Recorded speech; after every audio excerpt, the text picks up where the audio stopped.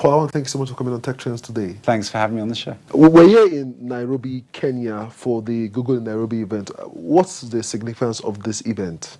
So the idea of this event, Google in Nairobi, was born in April here in Nairobi, where a bunch of us from Google got together and we talked about whether we could put on an event here for some of Africa's top journalists to talk to them about the internet and how technology is changing people's lives, and also about Google's apps and how they can help people when traveling in their tourism and getting from places to places and discovering new places. So this idea has been 6 months in the planning, and here we are this week, and it's been a terrific experience discovering this amazing city and also talking about and experiencing some of our apps and how they can be used by travelers. How can we use some of these apps that your company has developed to develop tourism in Africa? Well, I think there are a number of apps. Obviously, not all of the great services out there are provided by Google, but if we're talking about the ones that Google does offer, then I think, first of all, Google Maps, which enables people to discover new places and also navigate from place to place, really without having to think about it too much. Another one would be Google Photos, which is a relatively new app that we've offered. And the idea is that you should be able to take photos and have them backed up automatically and then be able to share them really seamlessly, really easily, without having to think about it too much. And also without worrying that if you leave your phone somewhere or drop it on the floor, that all your photos will be safe even if your device isn't. So definitely Google Maps, Google Photos. Another one is Google Search. And the Google app as it appears on smartphones. So just being able to ask Google information about the weather or about places to go to or whatever it is, and really being able to intuitively interact with your mobile device by asking a question, by just simply saying, okay, Google, asking a question and having Google talk back to you. And I think another one which is particularly useful for people doing international travel is Google Translate. And when you think about it, a few years ago, the idea that technology and a device as small as this would be able to help people overcome language barriers would be like science fiction. And that's no longer the case. It's not science fiction anymore. It is absolutely a reality. And with Google Translate, you can either type in text, or you can talk text, or you can even take a photo of text in a foreign language with different letters and be able to highlight that text and be able to translate it. So really, we're not far off. We're really not far off the time where if you and I do not speak any common language whatsoever and potentially don't even share the same alphabet, we will be able to have a conversation in real time using technology, using this supercomputer that we all carry in our pockets to be able to bridge this language barrier. So I think that those are a few examples. They're really easy to use, these apps, and I think even for people who are not really enthusiastic about tech, like some of us might be, but people who are even technophobes, who really aren't at all interested in tech, I think when you try these apps, you realize just how intuitive they can be, and also how easy they can make your travel experience and how much richer. By discovering new places, by being able to converse with people in a foreign country. With the Google app, one of the great things is this thing called Google Now, which is essentially, the idea is to turn this device into your personal travel assistant. And I think more and more, the direction is about giving you the answers and the information you need, even before you ask for it. How do you deal with African accent that is sort of entirely unique? Now, I remember, and I imagine you remember, and many of your viewers will remember, that even very, very recently, and we're talking just a number of years ago, that was a fantastic idea, but it just simply didn't work in practice. And it was really hit and miss. You would talk to your phone, and it would totally misunderstand you. And this really is about machine learning. And it's about the amount of data that you can essentially feed into these machines, to throw at these machines in order to teach them, for them to learn how to interpret things. The more data there is available, the more people use these products and use voice-activated and voice recognition technologies, the better they get.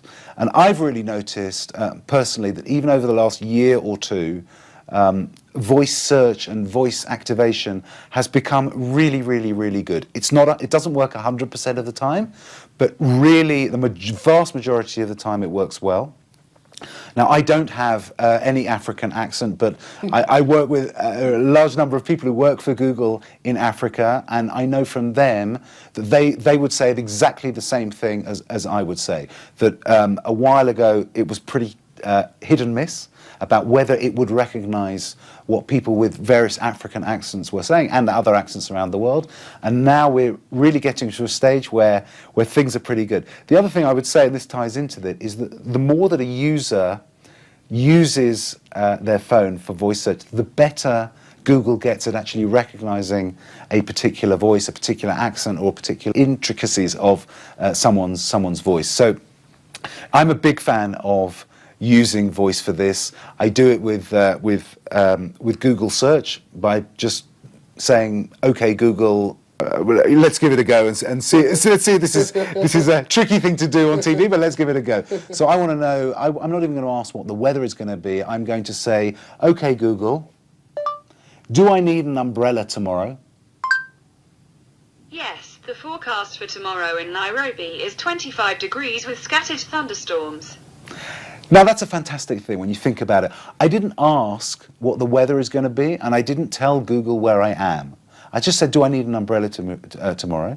And Google knows that I'm in Nairobi and presumes that if I'm asking, do I need an umbrella tomorrow, what I'm actually saying is, what's the weather going to be like? Is it going to rain? And I get that answer back as quickly as possible. So I'm really excited about the way voice recognition and using voice to be able to activate your phone, get information, navigate to places. You know, I can say, "Okay, Google, take me to Nairobi Airport." Navigating to Jomo Kenyatta International Airport. You know, that's a terrific thing. And what it's really terrific for, it's especially terrific for people who are not that crazy about technology. Regular people who have regular lives to live, jobs to do, to educate themselves. They don't have time, they don't have interest in technology. They want to be with their kids, they want to be with their loved ones, they want to do things that they love doing. Now, for those people, you know, our products are really aimed at everybody, including and perhaps especially those people who are not interested in technology or even scared of technology. And I think, you know, the apps that we offer, I hope that they are intuitive enough and easy enough to use that really for everybody, even for those technophobes, they can get great value out of it. And the idea, I think, at Google, the way we look at things is that technology should never get in the way. It should never dominate people's lives. It should enable people to get things done, to express themselves, to communicate with loved ones, family, business contacts, whatever it is. But Paul, it's the other way around in most cases today. Technology is actually governing people's lives. Let's talk about social media. A lot of people are being controlled by what happens on social media. So that's part of the challenge when it comes to modern technology. I think there are a lot of challenges about modern technology. There are a lot of people who would say that this idea that we are connected 24 hours a day is a bad thing, and I would agree with that. Eric Schmidt, who's the executive chairman of Google, you know, he's done a number of speeches and media interviews. He's never hidden the fact. He's said, turn your phone off for at least an hour a day, and during that hour, sit down, have a meal with your loved ones, and have a real conversation with them. And I think that's a really important thing, and I think that's a fantastic thing. Again, technology should help us live our lives and help us do things that we love doing with the people that we love. And I think that's really how we look at it. So if you're going on vacation with your family, you don't want to be arguing with your spouse with a map about which way, and you took the wrong route and you took the wrong exit or whatever. And technology can really help you. Online mapping and online navigation can really just solve those things and make them easier. Same with Google Translate. You know, I remember I used to go to foreign countries with I still have them, these translation books, and you would look around and it was effective, but it took a long time and it was complicated. One of the things that you can do with Google Translate is you can look at signs in a completely foreign language and completely foreign alphabet. So if I was traveling to Japan, say, and I wanted to go to the washroom, to the bathroom, I would probably not know which was for men and which was for women, because it's written in Japanese, and I don't know Japanese, I don't even know the Japanese letter. That situation, I'm sure you agree with me, could be embarrassing. So using Google Translate, I can take a photo of a sign, I can highlight it on my screen, and it will then translate from Japanese to English or whatever language it is, and I can see, that sign says men's, so I ought to go there, or that sign says women's, I better stay away. And these are things that can really, again, we're talking about seamless technology that just makes things easier. Looking at businesses, how can businesses make the most of this trend? Because we are focused more on tourists and individuals. I think we've talked about how these apps and the internet can really enrich the user experience. There's no question that they are really, really important for businesses as well. And if businesses know how to harness this technology, the sky's the limit. And I think there's a real, what's really interesting about the whole internet revolution is the way that it's created a level playing field.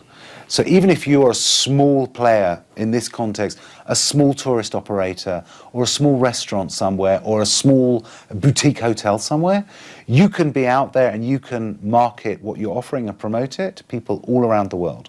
I think when it comes to tourism, especially, there are so many people now, I would imagine the majority of tourists globally, who are starting their research about trips even from the point of the decision-making process online. They're going online, they're saying, I want, whatever it is the criteria, I want a family-friendly holiday in a really great place where there's fantastic things to see, rural sites, urban sites, whatever it is, whatever people's individual preferences are, the chances are that research starts online. And for businesses to be able to capitalize on that interest and to be able to really benefit from that, they've got to be up with this technology. Not all of it is that complicated. And for a small business person, they think, internet presence, it's really complicated, and internet marketing and having a presence, it's not that complicated. It involves some basic learning, but it's entirely possible, and you don't need to have a master's degree in computer science. You really, really don't. If you're a small business person or a small business owner, there are so many opportunities there with Google services and with other people's services as well, to be able to be out there, to have a great presence online, to promote that presence, and to be able to be found. Okay, Paul, I want to thank you so much for coming on Tech Trends today. Thanks very much. It's been great to be here. Thank you.